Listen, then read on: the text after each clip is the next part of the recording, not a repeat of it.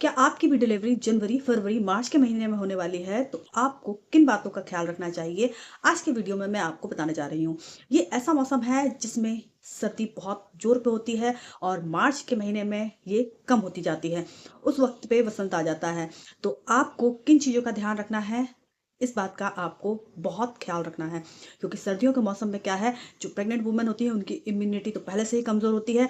अगर उनको सर्दी जुकाम हो गया तो समझिए कि और ही प्रॉब्लम वाली बात है। तो आपको इस मौसम में किस बातों का ख्याल रखना चाहिए, क्या-क्या करना चाहिए, क्या नहीं करना चाहिए?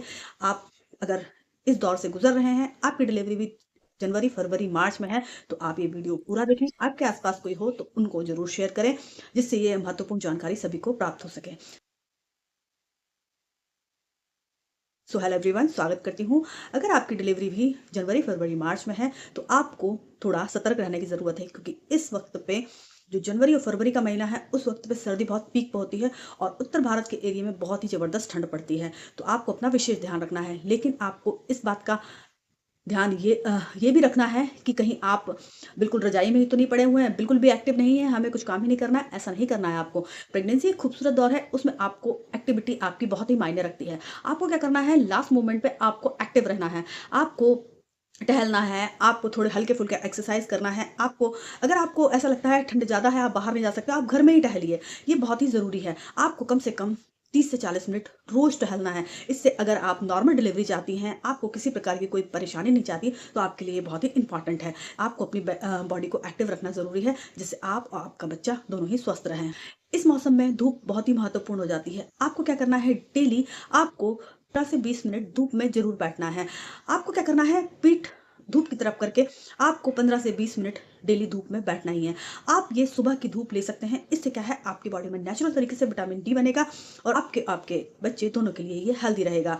तो आपको क्या करना है, 15 से 20 मिनट की धूप डेली आपको लेनी ही है। आपको इस मौसम की एक बहुत ही महत्वपूर्ण बात ये है कि इस मौसम में हमें प्यास नहीं लगती है। तो हम क्या करते हैं, पानी कम पीते हैं। जैसे कि आप जानते हैं कि प्रेगनेंसी में पानी बहुत इंपॉर्टेंट है। हमारा जो बेबी होता है इम्यूनिटिक फ्लूइड में होता है, वो उसमें ना बहुत सारा हिस्सा पानी का ही होता है और हमारे लिए पानी बहुत इंपॉर्टेंट है। इसके साथ में हमारे बेबी के लिए भी पानी बहुत इंपॉर्टेंट है।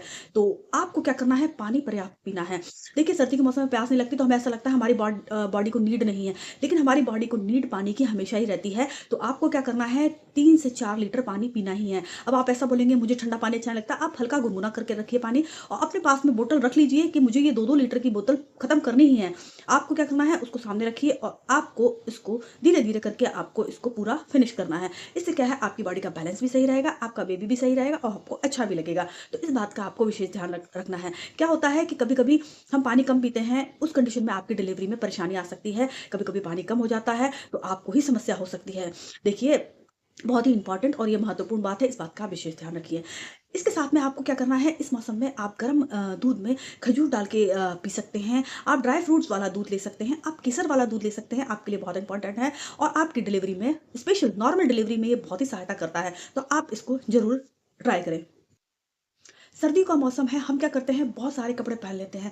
इससे क्या है, हमको कभी-कभी घबराहट सी होने लगती है। प्रेगनेंसी में क्या होता है कि ज़रा-सा भी कुछ इधर-उधर हो जाता है, तो माँ को बहुत अनकंफर्टेबल फ़ील होने लगता है। तो आपको इस बात का ध्यान रखना है कि अपने आप को कवर तो पूरा करना है, पर अंदर एक कॉटन की लेयर ज़रूर पहननी है। उसके बाद में आप कंफर्टेबल कपड़े पहनिए, जिससे आपको कंफर्टेबल लगे। आपको कान, अपने पैर और गला ये सब पूरा कवर करके रखना है, ताकि आप इन मौसमी बीमारियों से बच सकें। इसके अलावा भी अगर आपको कोई जैसे मौसमी बीमारी हो जाती है, तो आप पहले डॉक्टर के यहाँ सीधे ना जाएँ। थोड़ा बहुत अगर होता है तो आप घर की चीज़ों को ट्राई करें। जैसे आप गर्म पानी पिएँ, गुनगुना पानी पिएँ। इससे क्या है, आपको सर्दी-जुकाम से राहत मिल सकता है। अगर स्थिति गंभीर हो जाती है, अगर आपको ज़्यादा प्रॉब्लम होने लगती है, तो सबसे पहले अपने आप डॉक्टर से बात कीजिए। जो वो बोलते हैं उनको फ़ॉलो कीजिए, जो वो दवाइयाँ देते हैं उनको ही आप खाइए। किसी और की बातों में आपको बिल्कुल भी नहीं रहना है, क्योंकि आपके बेबी के लिए बहुत ही इम्पोर्टेंट होता है। सर्दियों के मौसम में बहुत ही अच्छे फल, सब्जियाँ, साग बहुत अच्छी मात्रा में और बहुत अच्छी क्वांटिटी में आते हैं और बहुत ही फ्रेश आते हैं।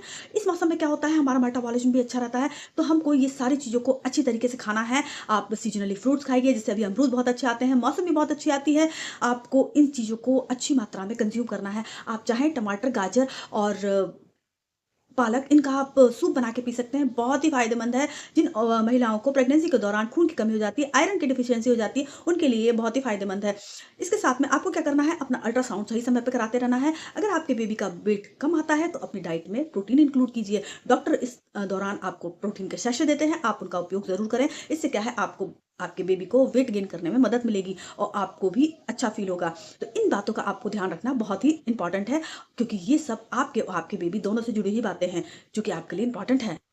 इसके साथ में एक बहुत ही महत्वपूर्ण चीज़ ये है कि आपको अपना जो डिलीवरी बैग है, उसको तैयार करके रख लेना है। इसमें जो भी आपकी ज़रूरी चीज़ें हैं, उस किट को तैयार करके रख लेना है। क्योंकि क्या होता है कि डॉक्टर जो डिलीवरी डेट देते हैं, उसके आस-पास या उससे पहले भी कभी-कभी डिलीवरी हो जाती है।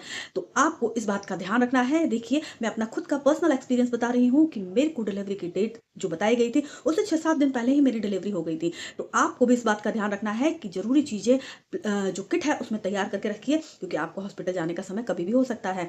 तो आपको इन बातों का ध्यान रखना बहुत ज़रूरी है। उम्मीद करती हूँ आपको जानकारी पसंद आई होगी। चैनल पर नए विज़िट कर रहे हैं तो सब्सक्राइब कर लीजिएगा। जानकारी को ज़्यादा से ज़्यादा लोगों को शेयर कीजिएगा। So thank you so much.